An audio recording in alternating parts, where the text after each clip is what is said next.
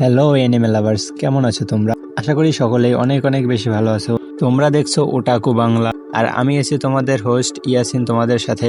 আজকে আমি এক্সপ্লেন করব সোলো লিভিং এর এপিসোড নাম্বার 9। তো বেশি কথা না বাড়িয়ে চলো ভিডিও শুরু করা যাক। পর্বের শুরুতেই আমরা দেখতে পাই তাদের সাথে আসা ওই তিনটে কয়েদি এমন ভাবে এখানে থাকা গোবলিনগুলোকে মারছিল, বোঝাই যাচ্ছিল না যে এখানে মনস্টার কারা। এই সব মিস্টার সং পাশে দাঁড়িয়ে দেখছিল।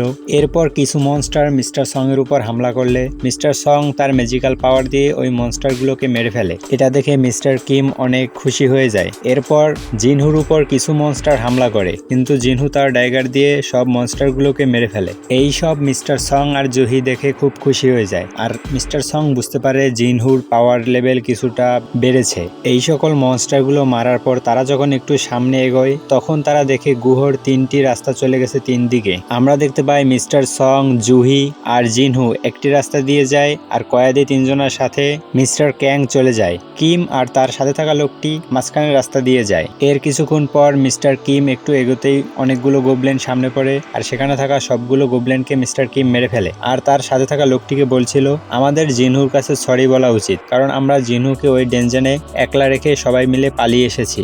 এরপরে সিন শিফট হয় এবং আমরা দেখতে পারি মিস্টার ক্যাং ওই তিনজন ক্রিমিনালের উপর খেয়াল রাখছিল তারা কিভাবে গোবলিনগুলোকে মারছে। এই সব দেখে মিস্টার ক্যাং ওদেরকে জিজ্ঞেস করে তোমাদের কি মানুষ মারতো এরকম মজা লাগে? ওই তিনটে ক্রিমিনাল তখন বলে মানুষ আর এই মনস্টারের ভিতর পার্থক্যই বা কি আছে। এরপর আমাদেরকে একটি ফ্ল্যাশব্যাক দেখানো হয়, যেখানে একটি লোক মিস্টার ক্যাংকে বলছিল আপনি ওই তিনজনকে মেরে ফেলেন, ওই তিন শয়তান আমার মেয়ের সাথে খারাপ কিছু করেছে, এর ফলে আমার মেয়ে সুইসাইড করে নিয়েছে। এই সব ঘটনা দেখে আমার স্ত্রী হসপিটালাইজ হয়ে গেছে, আপনি ওদেরকে মেরে ফেলেন প্লিজ, এরকম রিকোয়েস্ট করতে থাকে।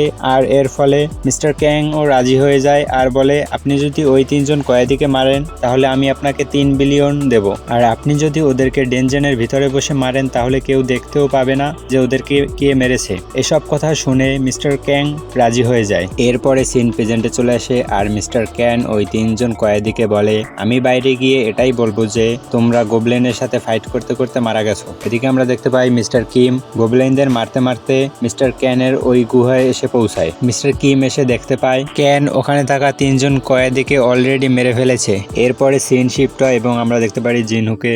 জিনহু তখন মনে করছিল সে যখন ডাবল ডেঞ্জন থেকে বের হয়েছিল তখন মিস্টার জিনের সাথে মিস্টার ক্যানও তার সাথে দেখা করতে এসেছিল আর তার পাওয়ার লেভেল টেস্ট করেছিল। এরপরে হঠাৎ জিনহু চিল্লানোর আওয়াজ শুনে দৌড়ে চলে আসে আর দেখতে পায় তাদের গুহাও এসে এই গুহার সাথে মিলেছে। সেখানে এসে জিনহু দেখতে পায় অলরেডি কয়েদি তিনজন মারা গেছে, আর মিস্টার কিমের সাথে যে লোকটি ছিল সেও মারা গেছে, আর মিস্টার কিম মারা যাবার মতো অবস্থা হয়ে গেছে। এই সব দেখে জিনহু খুব অবাক হয়ে যায় আর জুহিকে বলে মিস্টার কিমকে হিল করতে। তখন মিস্টার সং খেয়াল করে এদের গায়ে যেসব আঘাত লেগেছে সেগুলো কোনো গোবলিনের আঘাত না, এদেরকে কোনো ধারালো অস্ত্র দিয়ে মারা হয়েছে। এরপর মিস্টার কিম জিনহুর কাছে সরি বলে আর বলে আমি তোমার কাছে এভাবে সরি বলতে চাইনি, আমি তোমার কাছে প্রপারলি সরি বলতে চেয়েছি। তখন জিনহু মিস্টার কিমকে বলে তোমাকে তো বেঁচে থাকতে হবে, তোমার ফ্যামিলি আছে, তোমার ফ্যামিলি তোমার জন্য ওয়েট করছে। এই কথা বলার পর মিস্টার কিম ওখানে মারা যায়। এই সকল ঘটনা ক্যাং উপর থেকে দেখছিল আর হঠাৎ করে এসে জুহির উপরে হামলা করে দেয়। তখন জিনহু ওই হামলাটা ব্লক করে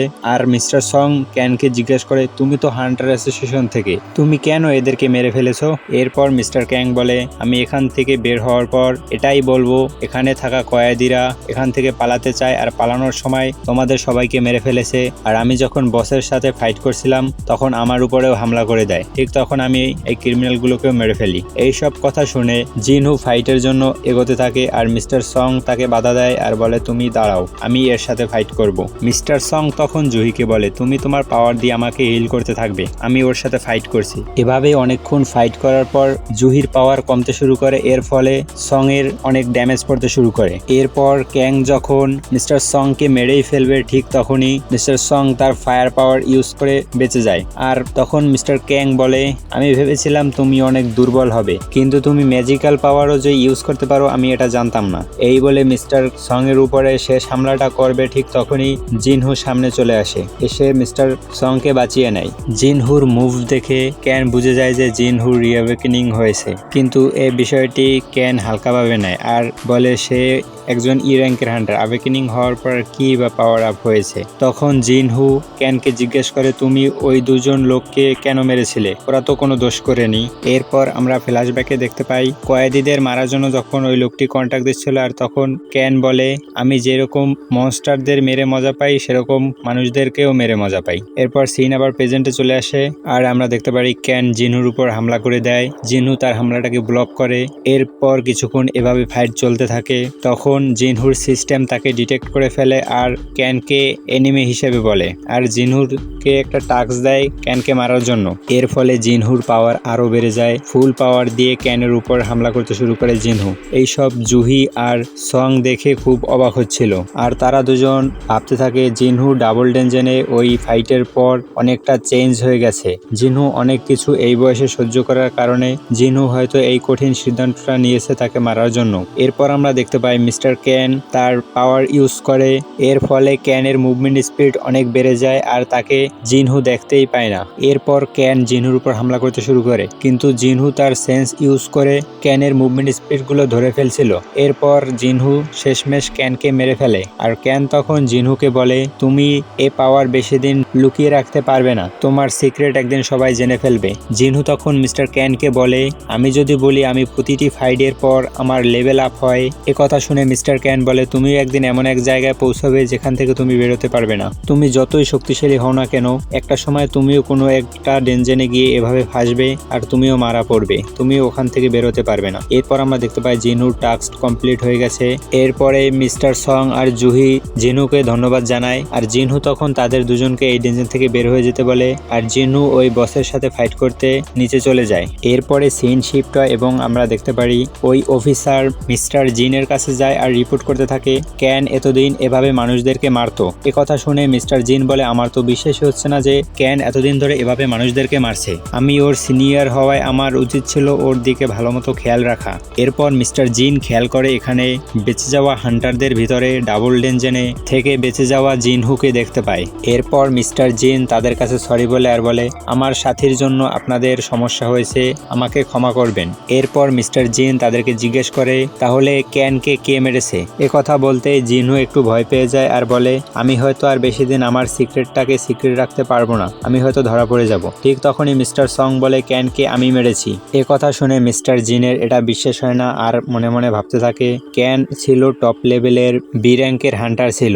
এরপর মিস্টার সং জুহির দিকে ইশারা করে বলে আমি এই হিলারের সাহায্যে মিস্টার ক্যানকে হারিয়েছি। তখন জিনহু মনে মনে বলে আমি একে বলতেও পারবো না যে আমি মিস্টার ক্যানকে মেরেছি, কারণ এই লোকটি এ র্যাঙ্কের হান্টার। এরপর মিস্টার সং বলে আমি কি একটু বেশি বলে ফেললাম, আমি জানি তোমার স্কিল লুকানোর কোনো না কোনো অবশ্যই কারণ আছে, সেই জন্য এই ঘটনাটি পুরো আমার নিজের উপরে নিয়েছি।